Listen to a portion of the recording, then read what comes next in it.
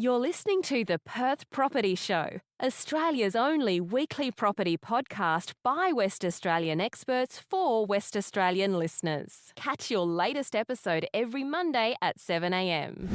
Good morning, everyone. Welcome to the Perth Property Show. My name is Trent Fleskens, your host as always. And as we've all been talking around the barbecue and dining table recently about how things from the federal budget, the state budget affect us, and we've had a chat last week with Carlo Bordi from a tax perspective. I wanted to get the CEO of UDIA WA back in the room, Tanya Steinbeck, to have a conversation about what our industry body thinks of all the policies coming through at both levels of government, what we're doing about it, the great policies, because there have been some good policies come out recently, what the pretend policies are, ones that look like big headlines but we don't think is going to make much of a difference at any point in the mid-term future.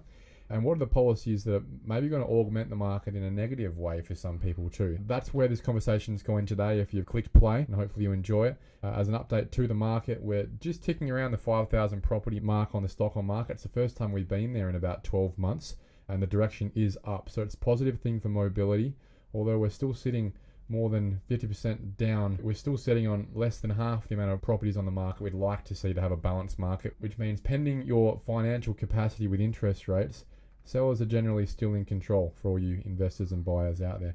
Anyway, Tanya, thanks so much for coming back in, mate. Oh, thanks for having me, Trent. It's been a busy month or so for you, but I guess May always is, right? It certainly is. So, to have a state and federal budget handed down within 2 weeks is pretty full on, but having housing on top of the agenda is a good thing.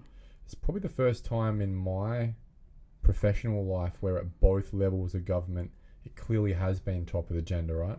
Absolutely. So I think the fact that we're all aligned and trying to work towards the same goal, which is improving housing supply, is an opportunity. They say take advantage of a crisis, and that's certainly what we need to be doing. When there's chaos, there's opportunity, I always say, Tanya. And you're right, this is the optimistic way to look at it. There is opportunity.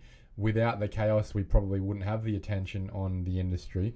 And finally have received some positive intent with regards to the infrastructure investment that we've been asking for. You've specifically at UDIA been asking for years now. Yeah, persistence pays off. That's right. And it's some pretty big numbers, right? It's a lot of cash. But I think I wanted to start the conversation off with the C's here. Cash and capacity. Yeah. That's something you've really been speaking about for a while. Is I've seen you comment saying it's all well and good. Thanks a lot for the big dollar signs. That's nice. But we sort of already knew you had the money. Thanks for sending it through. But now you've got to fix the problem of who's actually going to take the invoice and do the work. I think that was probably the overwhelming response across many industry bodies to the state budget. When we look at their forward infrastructure pipeline, it's $44 billion. And that's not to say that infrastructure isn't needed either. Huge investment in health, infrastructure in particular.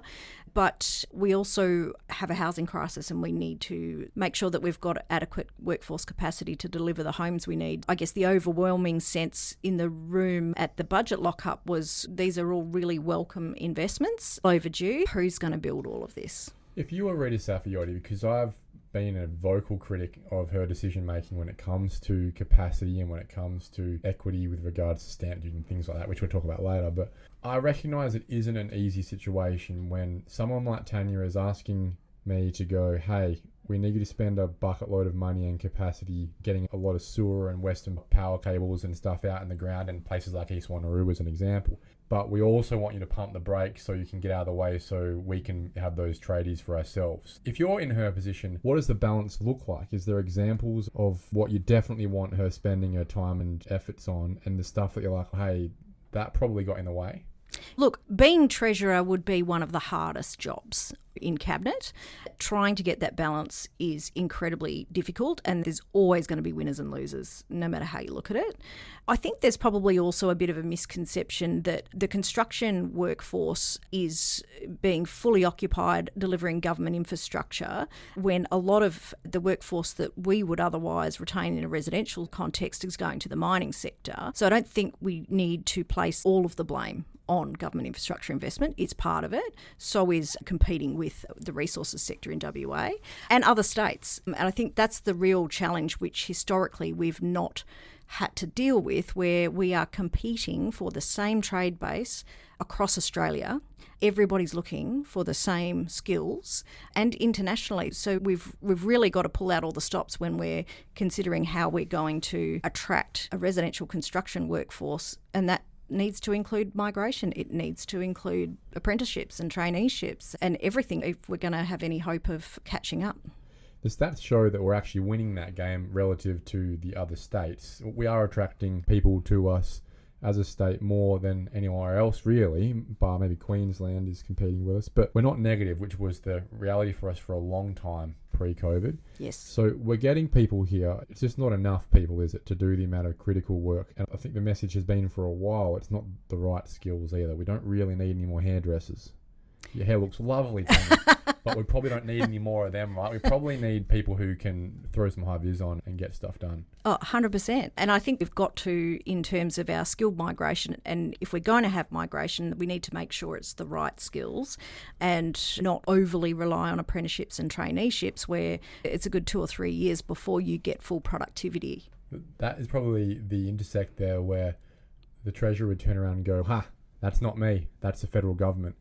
My response would be, you're exactly right on that, Rita. The federal government is responsible for the damning situation we're in with regards to skills versus roofs needed, and the exacerbation with the amount of people coming in, the federal budget revising up again, another 50,000 people nationally coming into this country, more than they thought they were going to have this year. So that, again, is another 6,000 people more than we thought we're going to have to house next year in WA. That's another 3,000 houses on top of the 25,000, 26,000 that's in our housing accord, and on top of the 30,000 we probably need to be catching up every year. But my response to her would say, yeah, you're right. That is a federal thing that's causing the problem, but your policies are making it worse. And my response would be, we can't really blame the mining industry. Just like you can't blame the development industry. We're private sector. Our job is to employ people. Our job is to get economic activity maximised. And we don't really have the fiduciary ability to have levers. We can't just say, oh, sorry, you guys really need to get some iron ore out of the ground. We'll slow down, and vice versa.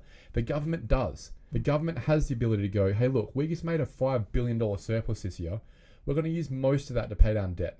Yeah. It just doesn't seem to want to. It just doesn't seem like that's the popular program these days. Whereas a much more conservative outcome would have been, hey guys, we've been doing so well recently. Everyone's got too much money anyway at the moment as a state product.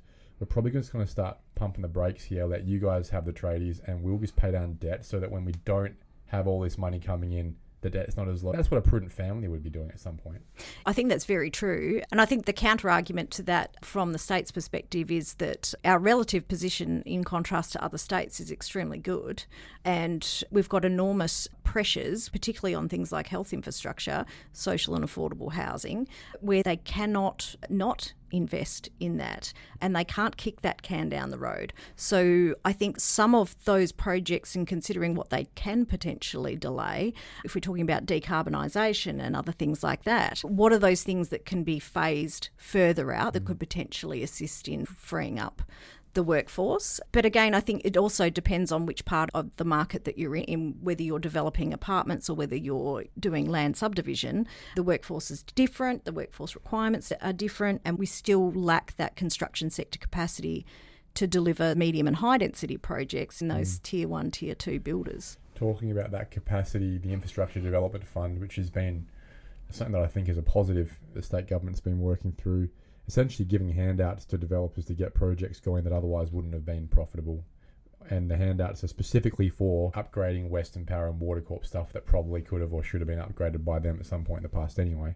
Do you see that as being a critical part of being one of those levers that they're actually pulling that makes a difference, and one that needs to stay into the future, especially when we're thinking about things like East Wanneroo, a total sector of the metro area really that's going to need hundreds of millions of dollars of money going in there? I think the Infrastructure Development Fund, in the context of supporting apartment projects, is a really positive thing. I think the challenge that we've had is that whilst that allows up to $10,000 per apartment, the actual cost of headworks across power and water, sewer, are between $5,000 and $7,000 per apartment on average. So developers aren't able to get the full benefit of that, purely because the headworks charges aren't sufficient enough to reach the cap. So would you broaden the definition then to include other things? That's what we've been pushing for since the IDF was established, is to broaden that and take into account other sort of fees and charges, things like land tax, application fees, POS, public art contributions. All of this sort of stuff has a cumulative impact on feasibility. The 1%ers.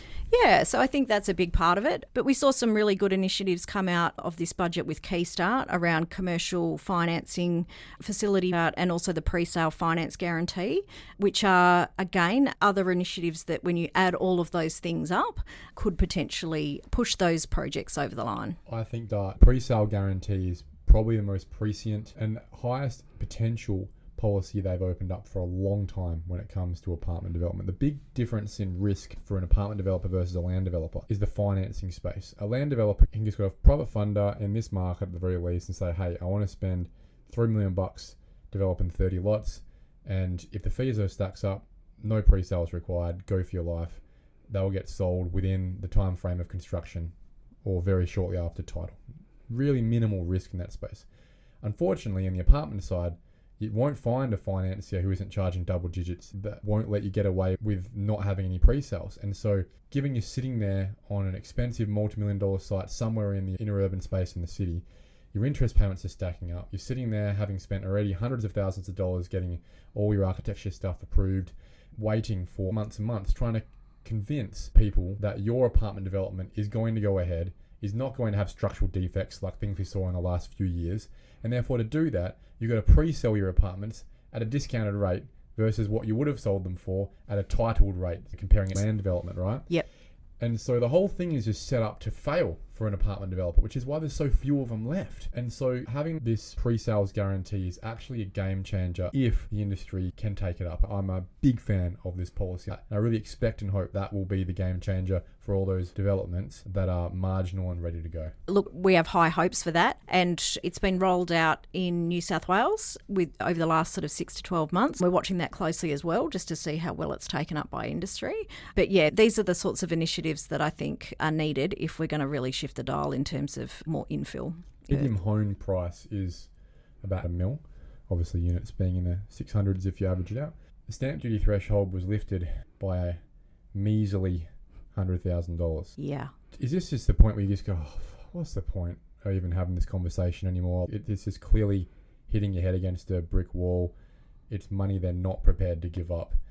And they find it very convenient to jump on the argument, which I don't agree with at least, that it is more responsible to stifle first-time buyer demand by taxing them than it is to get out the way and let them have a basic need and their own home, just like their parents and grandparents could. At what point in time do you go, we don't have any faith that this government actually is on the same page as us about the equity position in that space? It's the most inefficient tax in the country. Oh, it's a good question, Trent, and it's one that we've asked every year consistently, and we're not alone. I think most industry bodies that have anything to do with property or not will make the argument that stamp duty is one of the most inefficient taxes that we have and that it needs to go. Most will say it needs to go to a broad-based land tax. We've talked about the federal government stepping into this space and helping states fund the transition away from stamp duty, and we are yet to find a government that is brave enough to do it. This would be the time, though, if you were this Labor government up against that Liberal opposition, if there was ever a time to be brave on tax reform to try and fix the problems we have in this industry, let's just talk about stamp duty, not even to mention things like payroll. This is when you do it, wouldn't it? Because you have a free hit, in a way, to actually be brave and actually make a difference when it comes to these stuff. But instead, it seems like this unwillingness and this awkward yielding eventually go, oh, here's your extra $100,000 on the threshold. Now you're at $600,000, which is less than one house for every suburb in Perth. Yeah. I think there's at the very least an argument to say that for first home buyers, there shouldn't be stamp duty at all. Yeah. And so I believe that is something that we could do and we can afford to do. That's how you transfer intergenerational equity. The best way to compete is to not compete. Right? You take the arm from behind their back, give them two hands on their sword, or a sword and a shield in front of them, and they've actually got a fighting chance against the second and third home owner or the investor, because they don't have to pay the $34,000 a pop, reader, you are currently charging them for a medium priced home. And we haven't even really seen, I think, the impact of interest rates and increasing interest rates yet to come. And I guess you've also got the 5% sort of deposit scenario that the Fed's put on the table. And at some point you've got to wonder, are we setting up first home buyers to fail when eventually the market does turn? And we've seen what negative equity's done in the past. So, yeah, I think we need to be doing everything we can to remove every obstacle so that first home buyers can get their foot in the door. Has UDIA nationally formed a view or a response to the federal budget side when we talk about the CGT, negative gearing, and how it specifically exempts new land, given the fact that UDIA represents a lot of people providing new supply? I guess our position going into the federal budget was very firmly leave it alone. Do not touch capital gains or negative gearing. This is not the right time, given the sort of situation we have with supply at the moment. And so I think the federal budget was trying to please everybody. A lot of pressure, particularly from the social sector, to do something about it, and from young people, and I completely appreciate that. So I guess given that they had to do something, funneling it into new supply is probably a better outcome than getting rid of it altogether. It does support new supply. So we welcome that in that context. I think the risk is it's going to inevitably increase pressure in the rental market when investors start unloading their established stock. And I'm not sure it's going to have the intended outcome for the people that they were trying to help, if that's the situation. What it does is, for all those guys who would continue to be investors in property, and there will be still millions, because that's part of the culture, is it does make them think, maybe I will go to new supply. And most of that new supply is in the urban fringes. And that's exactly where you're competing with most of the first home buyers, given the 5% schemes and the house and land package schemes, and that is most accessible to them. Yeah. And so it sends, whilst broadly, ideologically, it takes away a bullet in the gun for the investors. For all those who are still holding a gun, those 5 bullets out of the 6 rounder have just gone straight to the house and land package space, which is where most of the first home buyers are in the first place. I don't think that it helps in the crowding out situation. I think it probably just intensifies it exactly where their first home buyers are probably going to end up in the first place. And good luck rent vesting, for example, that's gone. And so I think there's probably a conversation there around infill supply, for example, small scale subdivisions, apartments. That's probably going to be somewhere where hopefully, if you've got the serviceability, a first home buyer might be able to rent vest, for example, and get a foot in the door in an established suburb. Otherwise, out on the fringes, mate. And it's something that over the last couple of years, most developers that have the large-scale estates and land developments have been preferencing first home buyers and owner-occupiers because of the level of demand. And so they haven't been selling through investor channels and other things like that. That's really responsible. I think it is. For all the criticism that developers cop, most of them have been preferencing first home buyers and owner-occupiers for some time. However, it will be interesting to see the market dynamics shift because of these changes through the federal budget, and whether or not that proportion of investor sales starts to go back up as first home buyers potentially find it more challenging to get in the market as interest rates rise and other factors start influencing their capacity. What I think everyone agrees on with this federal budget is that it doesn't increase the pie. It doesn't increase supply in any way. It just shifts things around as to who's got the bigger knife and fork at the table. What is the update from UDIA's research side about how WA's pipeline is looking over the next 5 to 10 years? Is there any risk on the upside that we're going to catch up this decade and be in a position where supply is back to a balanced stock on market level? Everyone who wants a home can find one without competing too hard. Are we seriously looking at what I remember you speaking about a couple of years ago, a cliff of new supply, which I thought would have been around now that it was supposed to have been coming? We have the lowest amount of lots on the market that we've ever seen. So we're starting to ramp up in terms of building and constructing lots to a degree that will be able to catch up with the level of demand. I think from a commercial perspective, it's a tricky balance where you don't want to oversupply the market either. Over the next probably 3 to 5 years, we're going to continue to play catch up in a land development sense in terms of being able to provide development ready supply. And then we have the Housing Enabling Infrastructure Fund, which is for land development in the growth areas of Perth Metro and the regions. And that was a big win out of this state budget to get $522 million towards that power, sewer, water infrastructure for those areas. And I think that there's another myth out there which some sides of politics will push when they're talking about urban sprawl and the cost of infrastructure to the taxpayer to facilitate that, when in reality it is developer contributions that fund the vast majority of that cost. And it's no different through Water Corporation headworks, Western Power, high voltage contributions, community infrastructure, roads. And yes, there's some very welcome investment there from the state, which will get things going. Much of that is recouped in one form or another through developer contributions.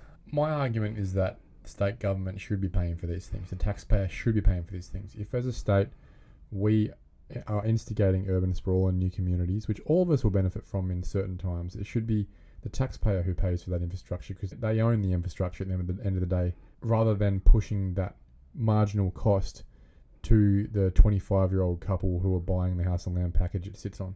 It doesn't make sense to me. It's very obvious to me that over the last 50, 60 years, the cost of land has gone up mainly because of massive increases in government contributions, because the first home buyer is now paying for it via the developer instead of the state government who used to do that work and pay for those things back in the day. Add that to inflationary costs of things like fuel and people's labour and time and supply. You've got land subdivisions on average selling for $1,000 a square metre, rather than, I still remember paying $500 a square metre in Dutch as my first house. Things have doubled since I was buying my first home. So a lot of that is just government taxes, Tanya. And it's the cumulative impact of all of those costs and local government costs, fees and charges, and every policy or regulation inevitably adds extra cost. And so trying to simplify what is an overly complex regulatory environment to deliver housing has to be number one on the agenda, because it's time, it's money, and it's people without a roof over their head. What was missing out of the budget? Is there anything that you guys were sitting there flicking through the pages, anticipating, ready to go, oh, here it is, and then, we still haven't seen it? Is there anything that is absolutely glaringly obvious that the government's just missing a trick from your perspective at the moment? Or is it really just about delivering on the promises? I think at this point in time, it's about delivery. I think the biggest constraint we have at the moment is sector capacity and the culture within the bureaucracy that is responsible for making decisions and getting approvals out the door. So capacity, culture. There had to be 3 Cs. So, I think at this point, it's less about money. We very much welcome all of the investments made through state and federal government into housing. It's well overdue, as I said before. But the rubber hits the road when you try and get product out of the ground. And it is way harder than it needs to be. I think that's probably where we should leave the conversation, Tanya, because that's prescient comment, I think, at the end of it, that it is way harder than it needs to be. Its culture is probably 75% of what is the instigator of that. And I don't have the answers, to be honest. I've always said the fish rots from their head, and if you want to change culture, change the leadership at the bureaucracy level. But I think there are far more informed people internally who know about whether the leadership is the right people or not in that space as well. So in the meantime, we keep knocking our head on the back of the door, hoping that people inside listen, and when they do listen, they agree. Yeah. Thanks so much for your time, mate. No worries. Thanks, Trent. Thank you for listening to another episode of the Perth Property Show. If you've only just joined the conversation, you can catch up by heading over to our website, perthpropertyshow.com.au, subscribing to the podcast, or joining our Facebook page. Don't forget to tune in next Monday at 7 a.m. for more expert insights, local analysis, and suburb spotlights. Happy hunting!